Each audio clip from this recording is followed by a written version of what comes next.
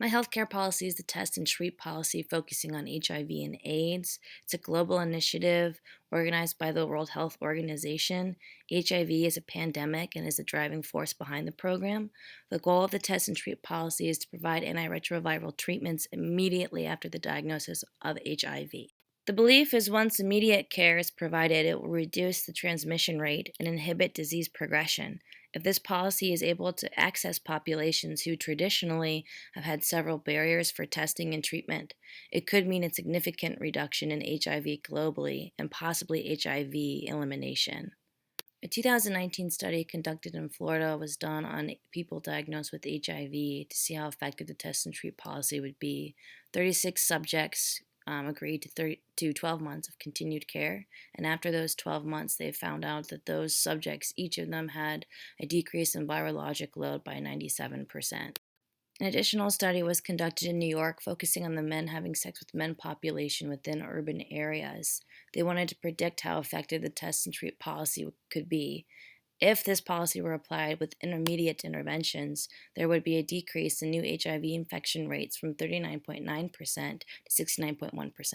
Two other studies focused pretty heavily on the negative traits of the test and treat policy, suggesting that there are too many barriers for proper implementation. Barriers include lack of timely treatment, high risk transmission behavior, lack of knowledge of the diagnosis, no linkage to continued care, financial constraints, and stigma.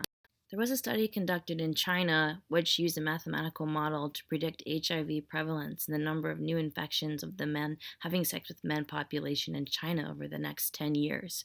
If the test and treat policy were initiated there would be a reduction in new infections from 50.6 to 70.9%.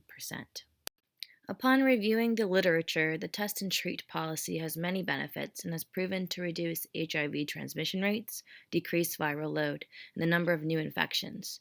Although several studies have mentioned the barriers of proper implementation, the evidence still shows positive outcomes for the test and treat policy. Factors to include in barrier elimination include HIV education, proper education in schools and in the community, covering topics such as safe sex practices, how to engage in low risk transmission behavior, how HIV is contracted, and increase the knowledge of safety needle exchange programs provided by the community. If the barriers to the test and treat policy are addressed, focusing on proper education, community support, and access to continuous care, then this policy will positively affect HIV in a global capacity and could possibly lead to eventual disease elimination.